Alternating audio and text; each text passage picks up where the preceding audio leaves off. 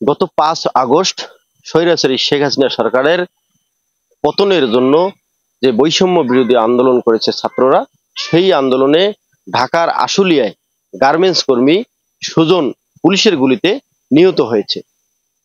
সুজনের বাড়ি লালমনিরহাটের হাতীবান্ধা উপজেলার বড়কথা ইউনিয়নে। আমরা এসেছি সেই সুজনের বাড়িতে।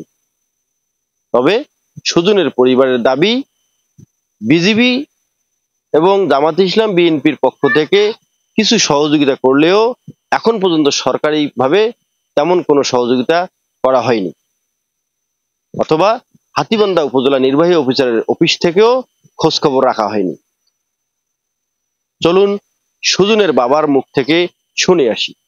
আপনাদের এই সুজন নিহতের পর এই পরিবারের মাঝে বিএনপি, জামাত, সাধারণ মানুষ কিছু সহযোগিতা করেছে, আমরা যেতে চাই।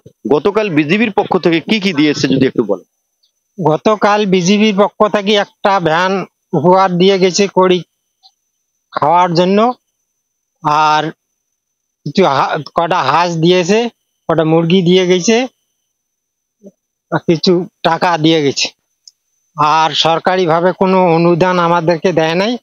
আমাদের ছেলে সুজন হাতীবান্ধা থানা বড়কথা ইউনিয়নে তার বাড়ি, তার ঢাকায় লেখাপড়া করতো, গার্মেন্টসেও কাজ করতো। সেই আন্দোলনে তার পুলিশের গুলিতে নিহত হয়ে গেছে। সে পরিবারে একমাত্র সন্তান, তার ওই সন্তান ওই সংসারের মাথা ছিল, লেখাপড়া করতো, গার্মেন্টসে কাজ করতো আর সংসার চালাইতো। সে মারা যাওয়ার পর তার সংসার খুবই গতি তো নাই। একটু আমরা কথা বলবো তার মায়ের সঙ্গে। আপনি আপনার একমাত্র ছেলে সেই এই বৈষম্য বিরোধী আন্দোলনে গিয়ে নিহত হয়েছে, এই কষ্ট, এই বেদনা আসলে একটা মায়ের পক্ষে সহ্য করা সম্ভব নয়। তবুও আজকে আপনাদের পাশে যারা দাঁড়িয়েছে তারা কিরকম সহযোগিতা করছে, এটা যদি।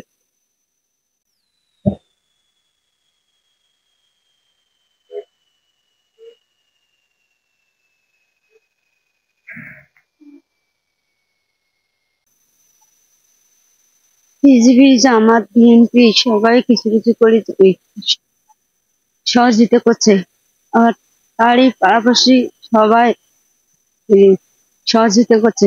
সরকার কোনো আমাদের কোনো সহযোগিতা করে নাই, আবার খোঁজ খবর নেয় নাই। দর্শক, আমরা যদি আরেকটু বলি, এই সুজন একমাত্র ছেলে ছিল এই পরিবারের। তার 2টি বোন ছিল, 2টি বোনকে বিবাহ দিয়ে সে স্বয়ংসম্পূর্ণ হওয়ার জন্যই ঢাকা গার্মেন্টসে গিয়ে চাকরি নিয়েছে। তবে তার একটি বোনকে হাতীবান্ধা উপজেলার ফকিরপাড়া ইউনিয়নে বিবাহ দেয়। তবে তার 80,000 টাকা যৌতুকের টাকা পরিশোধ করতে না পারার কারণে সেই পরিবারের সেই ছেলেটি তার স্ত্রীকে আজ পর্যন্ত নিয়ে যায়নি। এখনো সেই মেয়েটি সুজনের পরিবারেই রয়েছে। আমরা একটু তার মায়ের কাছে জানবো আসলে সেই মেয়েটির কি অবস্থা। মেয়েটা আজ 3 মাস হয়ে আসিতে। আমার বাবা মারা গেছে, তেবু তাই আসে নাই, খোঁজ খবর নেয় নাই।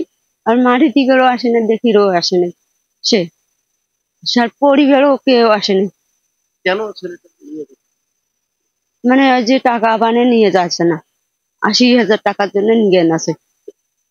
পাশের বাড়ি এই ছেলেটার।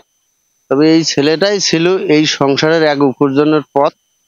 এখন ছেলেটা এই দেশের অরাজকতার মধ্যেই ছেলেটা যেহেতু গুলিবিদ্ধ হয়ে মারা গেল, যাই হোক, দেশের সকল জনগণের কাছে এবং সরকারের কাছে আমাদের একটাই দাবি বা কথা, সেটা হলো এই পরিবারটা যাতে অর্থনৈতিকভাবে কিছু সহযোগিতা পায়, যেহেতু পরিবারটা একেবারে অসহায় এবং গরিব। সারা বাংলাদেশে এতগুলো নিহতের মধ্যে যাতে ছেলেটা হারিয়ে না যায়, এটা সরকারের কাছে এবং বাংলাদেশের জনগণের কাছে আমাদের বলার কিছু থাকলো। বৈষম্য বিরোধী আন্দোলনে হাজারো ছাত্র রক্ত দিয়ে নতুন করে দেশ স্বাধীন করেছে। আর এই হাজার ছাত্রের মাঝখান থেকে হারিয়ে যাচ্ছে না তো এই প্রত্যন্ত অঞ্চলের সুজন মিয়া। সুজন মিয়া নিহত হয়েছেন, তবে তার পরিবার ধ্বংসের পথে। একমাত্র ছেলে সুজন ছিল এই পরিবারের উপার্জনক্ষম সন্তান। সেই সন্তান বৈষম্য বিরোধী আন্দোলনে নিহতের পরেই পরিবারটির মাঝে অন্ধকার নেমে এসেছে।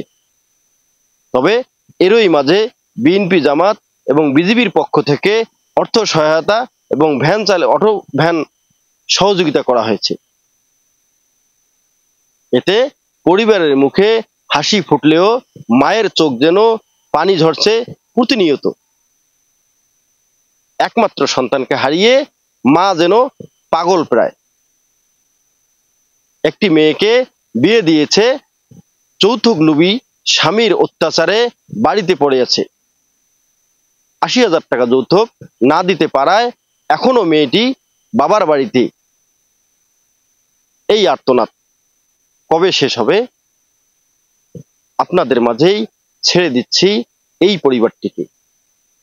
M A Rahim, news channel 24, Lalmonirhat.